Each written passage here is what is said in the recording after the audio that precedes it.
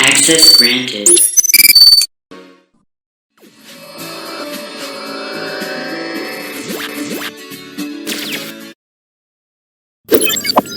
Welcome to the channel. Please subscribe. What's up, people? We are back with like an indirect version of Grand Theft Auto San Andreas Definitive Edition Review Part 2. If you haven't seen the Part 1, it's in the description box. The link is in the description box. You need to see it to understand why I posted a Part 2 here. I've seen a lot of videos regarding people's review why Grand Theft Auto San Andreas definition is garbage, and I for once did it myself too. I know, yeah. I have some like positive thoughts too now. I have some positive thoughts and let's check it out. I do respect these people's opinions, but I do want to highlight some very good points of San Andreas Definitive Edition. It's not completely trash, it's a pretty good features too. And let's see what this video is about. And first of all, I downloaded this Grand Theft Auto San Andreas Definitive Edition from torrent, where it cost me around like 10 GB. And I'm saying it for all those dudes who are struggling to download this Definitive Edition in like 20 GB. And you can download it from torrent. It costs very less, completely safe and secure. You all know torrent anyways.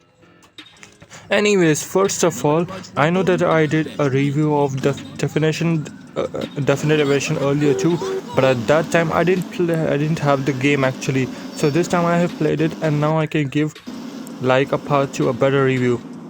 Now I can give a better one. So let's get ready, guys. First of all, the first and foremost feature which you all can notice from the outside, it's way cleaner resolution and absolutely stunning graphics. These insane level of graphics are just like amazing. It sure gives like a Grand Theft Auto 5 and 4 vibe. Yeah, I do have Grand Theft Auto 5 also, but still, no, it doesn't feel any less likely than it. Even the water has like 4K graphics in this.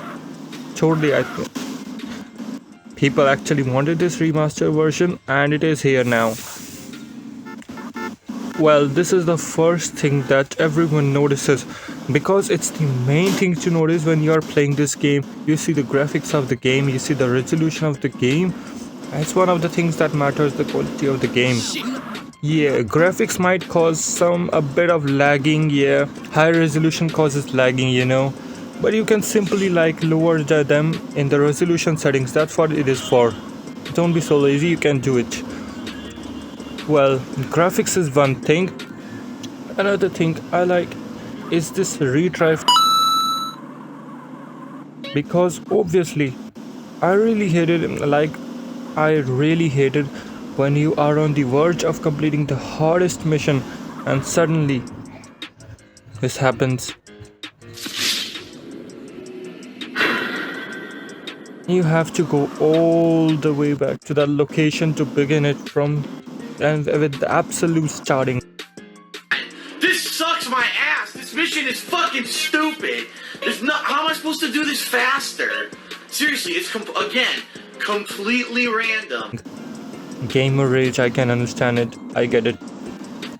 Well, Definitive Edition has this very cool option where it regularly saves the checkpoints during particular parts of the mission. As you can see here, this is the screen and there's the checkpoint save mission.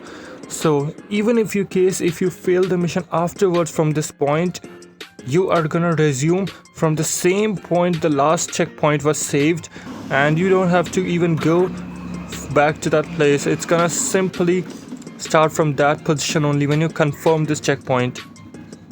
So way faster and cooler method, and you don't have to go any 100 miles to redo every animation. Saves a lot of time, you know. Just confirm and you will enter the same place this last checkpoint was put.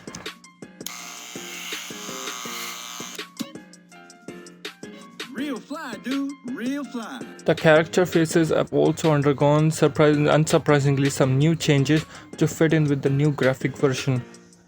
I also have the definitive edition of Vice City. I don't have third definitive edition, GTA 3 definitive edition, but I'm thinking of that I'll first complete San Andreas and Vice City Definitive Edition. Then I'll post maybe some gameplays of that also in missions, not just free roaming. Because it is likely to become very boring if I just post a free roam every time. I just thought that I would visit some places first, see how this definitive edition looks. And free roam provides more opportunities. Anyways, back to our topic. I also noticed that the foggy weather in definitive edition is far clearer than the original edition, which is actually both good and bad in a certain way. First, you can see the difference here, the foggy difference in definitive edition, the foggy one in original. It is good because we really struggle to see in extreme fog while driving. Yeah, not so much struggle, we can still like see ahead when we come closer, but the other side, it kind of feels like we are not able to see, we might crash into another car. It's also it's a bad one because it doesn't actually give the scary vibe, especially during nights. You might have thought during nights that when you are in some very abandoned places like Mount Chiliad or far parts of desert or the grassy land, and with the foggy weather during the night, it kind of looks a bit scary. You don't think so? All alone, nobody here, extreme fog. It does look scary, to be honest. I do also, yeah, that's kind of like I'm in a neutral position for that. And then another thing is, I do really like another feature when you can hold a key and you are presented with these radio stations. Yeah, just like in Grand Theft Auto 5. Yeah, I know it's not a very big thing, but still, man, we didn't have this in original version. It's just indicating that this is based on Grand Theft Auto 5 and 4, because the radio you can change it like this. Yep, all based on 5. Grand Theft Auto 5 reaching my brain right now. I also like this main menu artwork. I know it's again a small thing, but we have been used to playing all GTA games when we start the game. Or many options are always on the center of the screen, but this time it's covered a different artwork. It's just because I have been playing San Andreas original version for so many years, I become used to this menu. Along with some good things, there are some drawbacks also, and I just have two main drawbacks in this, which I don't actually know that is it default, is it a default problem in this game, or is it just because of my PC? Okay, well, there are actually two problems and we are gonna discuss them first, then you can think that. Please do comment in the comment section that if you suffer these same problems, or maybe just because of my PC, because actually my PC is pretty less storage available. I actually consume a lot of the storage. Maybe it happens because of that. Let's see the problems first. The first is the game's audio lag and syncing is way irritating. What I mean is that during a certain part of conversations between the characters, there's a specific line after which the characters like just pause there, just stand there, the cutscene gets frozen, and like after 2 to 3 minutes they continue with the next line. That is what happens. Way much delay in audio syncing. That actually is pretty annoying because you might never know if you're stuck in a cutscene frozen, and yeah. Does this happen to you? Those who have played Grand Theft Auto Definitive Edition, does this happen to you also? Just yeah. And it does not happen just during cutscenes, it happens during normal conversations also, that the characters sometimes reply way delay their reply during a conversation, which kind of looks odd also. Yeah.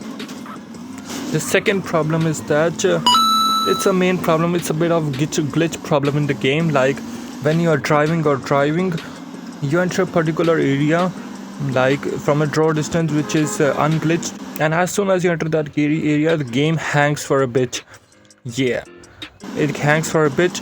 Yeah, and it does automatically resume later, but that's kind of annoying as well. That but although this glitch was sometimes in the original one also, so it's a normal one, but still. And but I can still understand because these are high graphic games, so this might have this glitch, Shit. obviously, but still it's kinda annoying to be honest. Anyways, That's all, folks. Wait a minute. wait, hold on, my show's not over, my show's not over. There's one more thing I forgot about this. You don't always need to save this game because it's got a pretty cool feature. How did I actually forget this? I don't know. That when you quit a game and when you start it the next time, you actually don't need to start all over again. Like you can just resume and it can just play from that particular place that you had quitted on last time without even saving. So what I mean is that you don't actually need to go to a safe house to save your game every time. It automatically gets saved. Now you can go on. Now my show's over and I'm gonna see you the next time, so take care of yourselves, guys, and so long.